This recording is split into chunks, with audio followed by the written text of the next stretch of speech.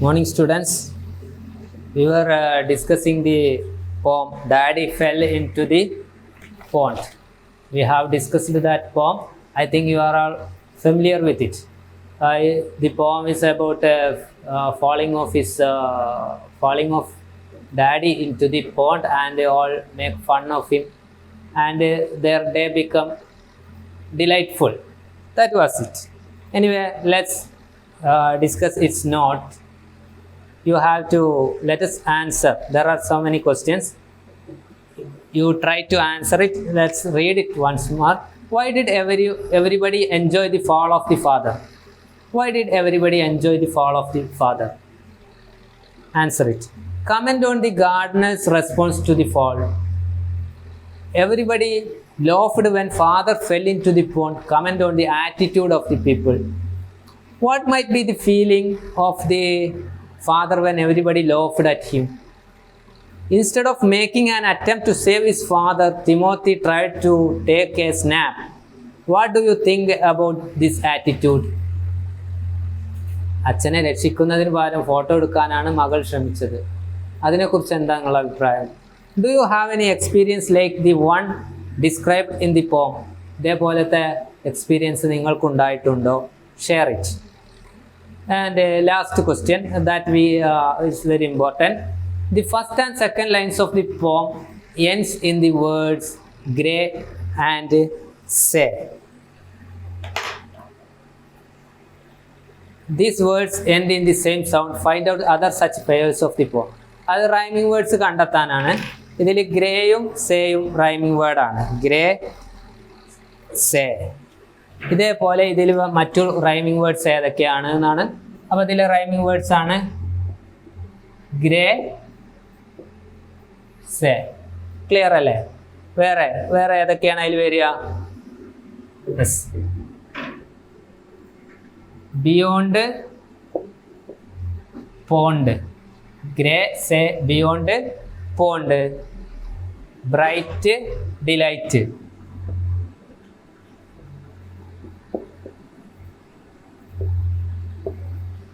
Bright, delight.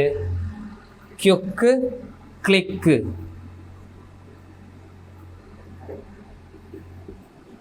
Quick, click. Respond, pond.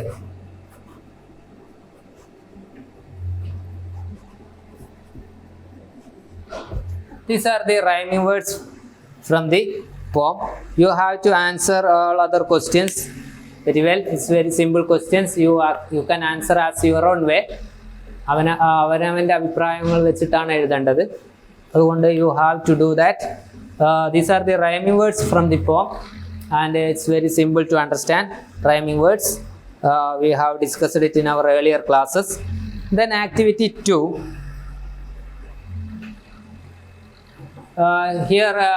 So your teacher will help you watch the visualization of the poem Daddy Fell into the Pond.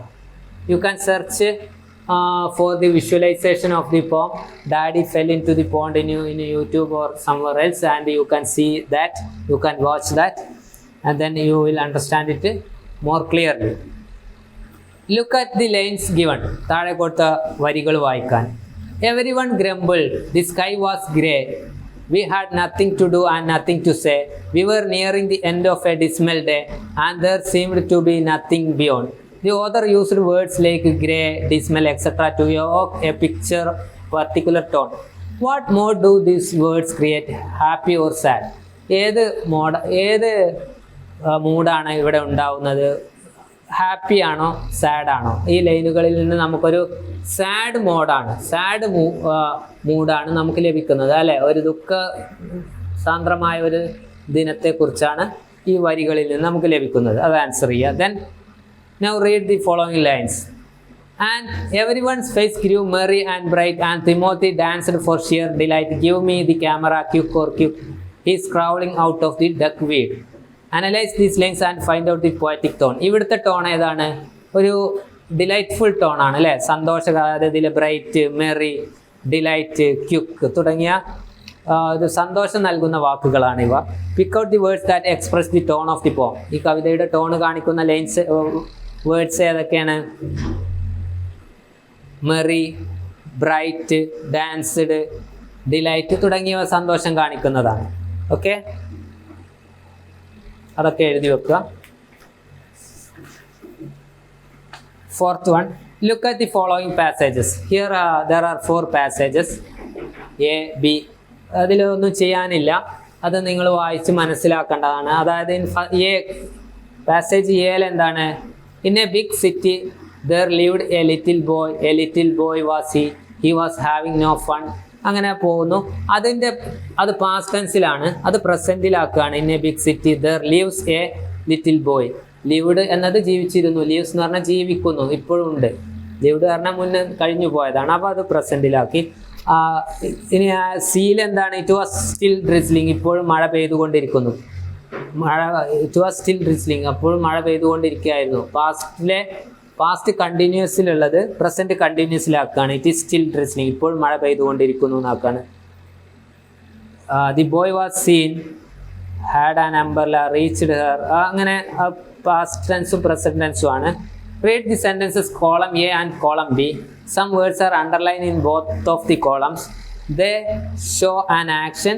The word lived in column A has become lives in column B. What difference in meaning is indicated by this change? Which of the 2 columns denote completed actions and which columns denote the actions happening at present? ഏത് കോളത്തിലാണ് complete ചെയ്തത്, actions complete ചെയ്തതായി കാണിക്കുന്നത്, ഏത് കോളത്തിലാണ് പ്രസൻറ്റിലുള്ളത് എന്നൊക്കെയാണ്. ഇതൊക്കെ വായിച്ചു നോക്കാം. Now compare the sentences column C with the column D. ഇനി സിയും ഡിയും A B C D columns compare ചെയ്തിട്ട് എന്ത് ചെയ്യുക? Words denoting the actions completed. കഴിഞ്ഞ കംപ്ലീറ്റ് ചെയ്ത ആക്ഷൻസ് ഏതൊക്കെയാ വെച്ചാൽ ഈ കോളത്തിൽ എഴുതുക. അതായത് ലിവ്ഡ്,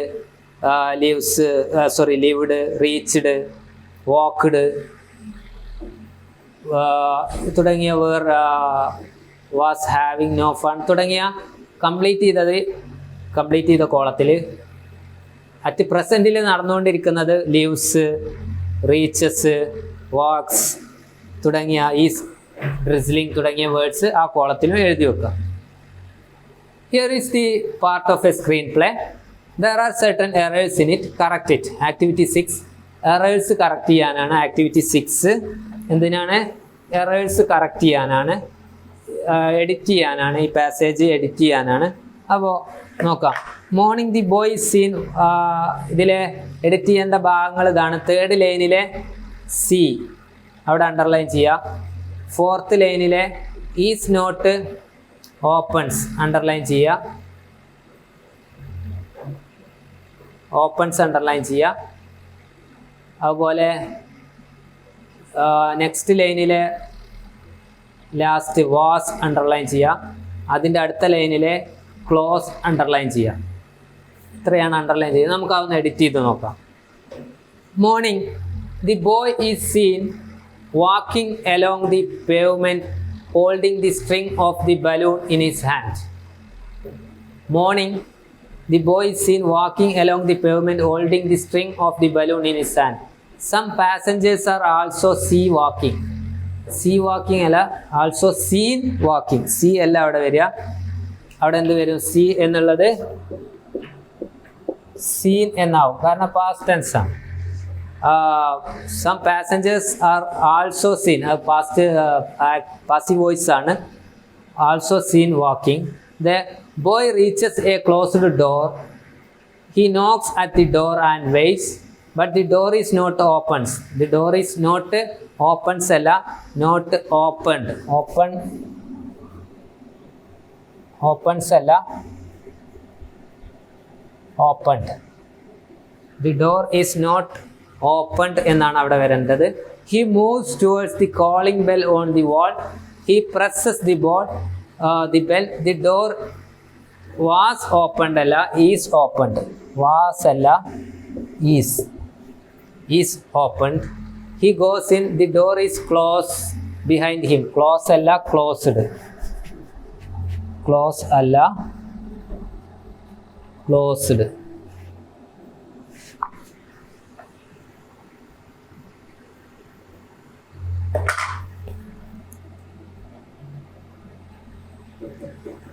ഇതാണ് അതിലെ 4 editing parts.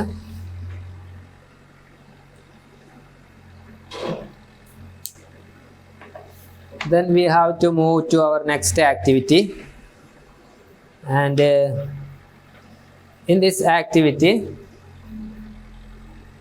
read the following. Boy, a cute puppy. 7th activity ആണ്. Here the word is used to express great joy. ഇവിടെ എന്ന വാക്ക് എന്തിനാണ് ഉപയോഗിച്ചത്? To express great joy. വലിയ സന്തോഷം കാണിക്കാനാണ് ഇവിടെ എന്ന് നമ്മൾ ഉപയോഗിച്ചത്. ഇത് ഉപയോഗിച്ചത് സന്തോഷം കാണിക്കാനാണ്. Have you noticed any such words, expressions in the script? The lonely child and the puppy, which conveys intense feeling. List them.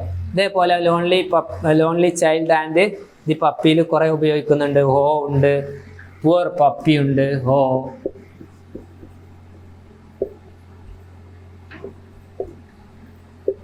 Poor puppy, oh dear, oh no, never, never, oh no,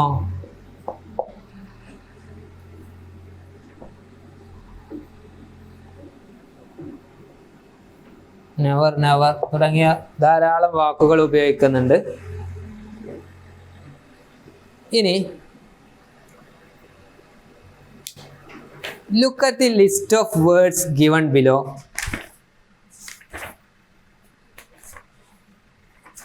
Look at the list of words given below. How do you express these feelings? You may choose from those given in the box. ഇപ്പോൾ surprise കാണിക്കാൻ ഇതിൽ നിന്ന് ഏത് ഉപയോഗിക്കും? I see, fancy that, what a nuisance, well done, congratulations, my goodness, my God, oh no, what a shame, oh dear, good heavens. There are a list of such expressions. ഇപ്പോൾ സർപ്രൈസിന് നമ്മൾ എന്താ ഉപയോഗിക്കുക? Fancy that. Okay, not ചെയ്ത് വെച്ചോളൂ. Surprise ആണെങ്കിൽ fancy that. Fright, ഭയമാണ് കാണേണ്ടതെങ്കിലോ my God, my God. Disappointment, ദുഃഖമാണ്. സങ്കടമാണെങ്കിൽ മൈ ഗുഡ്നസ്. ഡിസപ്പോയിൻമെൻ്റ് ആണെങ്കിൽ my goodness.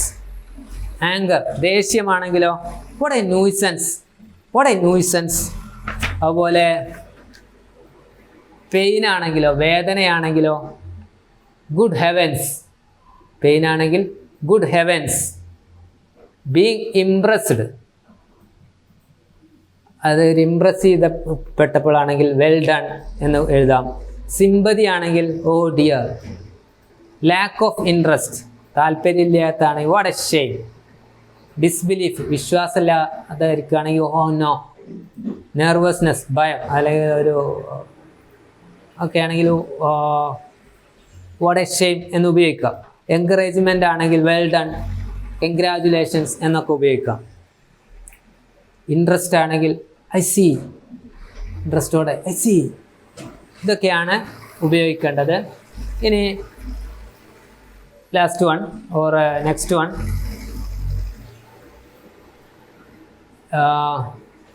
Let us play a game. നമുക്കൊരു ഗെയിം കളിക്കാം എന്ന് പറയുന്നുണ്ട്. You can play this game in pairs in using dice. ഇതൊന്ന് വായിച്ച് നോക്കുക, എന്നിട്ട് നിങ്ങളതൊന്ന് ചെയ്യാൻ പറ്റുന്നുണ്ടോ നോക്കൂ. ഇറ്റ്സ് എ ഗെയിമാണ്, കുറച്ച് കൂടുതൽ ആളുകൾ വേണം. അപ്പോൾ ആളുകളുണ്ടെങ്കിൽ നിങ്ങൾ ഈ ഗെയിം ഒന്ന് കളിച്ച് നോക്കൂ, വായിച്ചാൽ നിങ്ങൾക്ക് മനസ്സിലാവും. Then last activity, ask similar questions to your classmates using what, where, when, why, how or which. Write down the questions and their responses below. ഇവിടെ ക്വസ്റ്റ്യൻ ചോദിക്കാനായിരുന്നു ആ ഗെയിം. അത്തരം ഗെയിമുകൾ what, where, when, why, how, which ഇതൊക്കെ വെച്ചിട്ട് നിങ്ങൾ questions ഉണ്ടാക്കാനാണ് പറയുന്നത്. You try to do that. That's all. ക്വസ്റ്റ്യൻസും ആൻസേഴ്സും ആണ് ഈ ഇതിലുള്ളത്. അപ്പോൾ നിങ്ങൾ ഇതേപോലെ ക്വസ്റ്റ്യൻസ് ഉണ്ടാക്കുക. What, when, why, how, which, where തുടങ്ങിയ വേർഡ്സ് വെച്ചിട്ട് ക്വസ്റ്റ്യൻ വേർഡ്സ് വെച്ചിട്ട് you try to make as much as questions you can. Here we have Meet the Masters. We have enjoyed watching the film The Red Balloon. Now let us read about some of the masters of world cinemas. World സിനിമയിലെ ചില വ്യക്തിത്വങ്ങളെ കുറിച്ചിട്ടുള്ള details ആണ് ഇവിടെ, അവരുടെ പ്രൊഫൈലാണ് ഇവിടെ തന്നിട്ടുള്ളത്. ഇതൊക്കെ വായിച്ചു നോക്കുക. ഫസ്റ്റ് വൺ തന്നത് JC ഡാനിയൽ ആണ്. The pannier of Malayalam film. മലയാള സിനിമയുടെ ഉപജ്ഞാതാവായി അല്ലെങ്കിൽ മലയാള സിനിമയുടെ പിതാവായി കണക്കാക്കുന്ന ആളാണ് JC ഡാനിയൽ. അദ്ദേഹത്തിൻ്റെ കഥയൊക്കെ സിനിമയായി വന്നിട്ടുണ്ട്. സെല്ലുലോയിഡ് എന്ന സിനിമയിൽ അദ്ദേഹത്തിൻ്റെ കഥയാണ് സിനിമയിൽ വരുന്നത്. അദ്ദേഹത്തിൻ്റെ ഫസ്റ്റ് സിനിമ എടുക്കുന്ന വിഗതകുമാരനാണ് അദ്ദേഹത്തിന് മലയാളത്തിലെ ഏറ്റവും ആദ്യത്തെ സിനിമ. അദ്ദേഹത്തെക്കുറിച്ചുള്ള പ്രൊഫൈലാണ് ഇവിടെ തന്നിട്ടുള്ളത്. അത് വായിച്ച് നോക്കുക. അറിയാത്ത വേർഡ്സൊക്കെ ഡിക്ഷണറി വെച്ച് നോക്കുക. അങ്ങനെ അത് ഫുള്ള് മനസ്സിലാക്കുക. എന്നിട്ട് ഈ ക്വസ്റ്റ്യൻസിനൊക്കെ ആൻസർ തയ്യാറാക്കുക. JC ഡാനിയൽ നിങ്ങൾ കേട്ടിട്ടുണ്ടാവും. അത് വായിച്ചാൽ നിങ്ങൾക്ക് സിമ്പിളായിട്ട് മനസ്സിലാവും. അതേപോലെയുള്ള കുറച്ച് വേണമെങ്കിൽ JC ഡാനിയലിനെ കുറിച്ച് നമുക്കൊന്ന് വായിച്ചു നോക്കാം. JC Daniel, the pioneer of Malayalam cinema. Have you ever heard of JC Daniel? നിങ്ങളെപ്പോഴെങ്കിലും കേട്ടിട്ടുണ്ടോ? It is a name that is an unforgettable part of Kerala culture. Kerala ചരിത്രത്തിൻ്റെ, കേരള സംസ്കാരത്തിന് മാറ്റി നിർത്താൻ പറ്റാത്ത അല്ലെങ്കിൽ മറക്കാൻ കഴിയാത്ത ഒരു പേരാണിത്. Usually described as the father of Malayalam cinema. അദ്ദേഹത്തെ കണക്കാക്കുന്നത് മലയാള സിനിമയുടെ പിതാവായിട്ടാണ്. Daniel was born on 28 November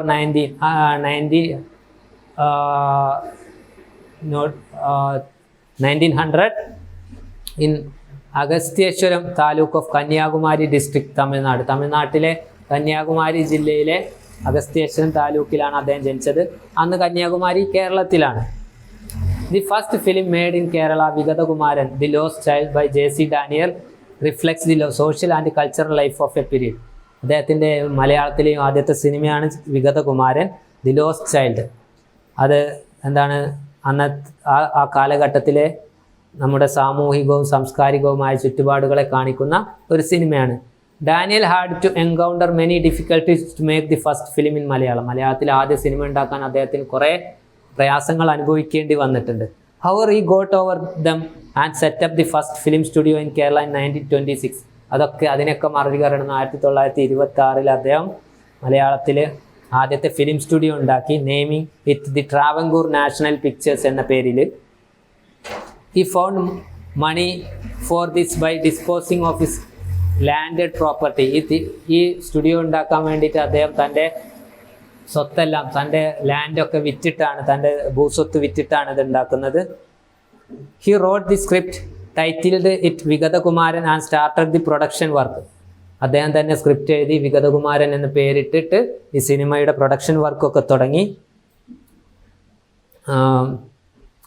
it was a silent film. അതൊരു സൈലൻറ്റ് ഫിലിമായിരുന്നു, സംസാരം ഇല്ലാത്ത silent ഫിലിമായിരുന്നു.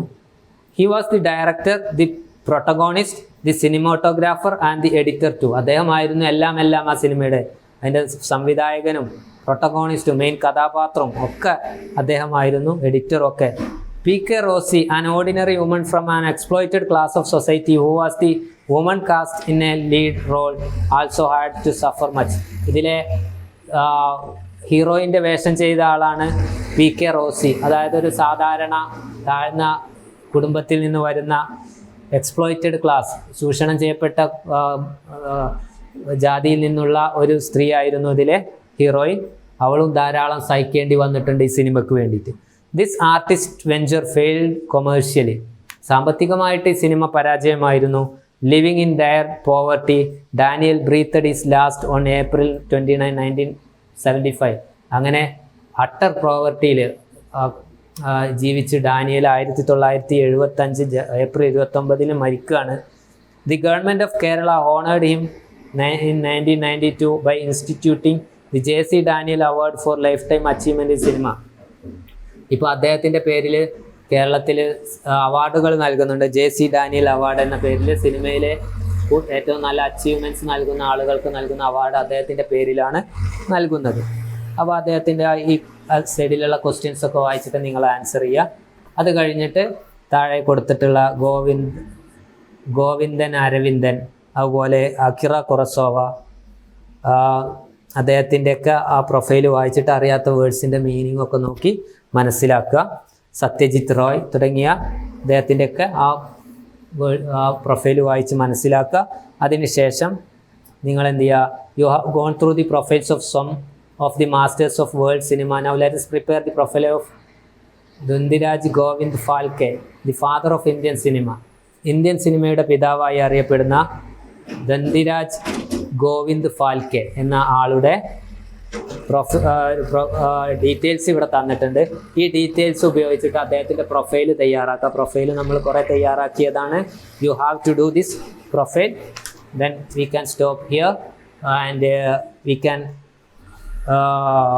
completed this unit and there are so many activities to do and you do all the activities and refer dictionary. If you need any help you can also ask me.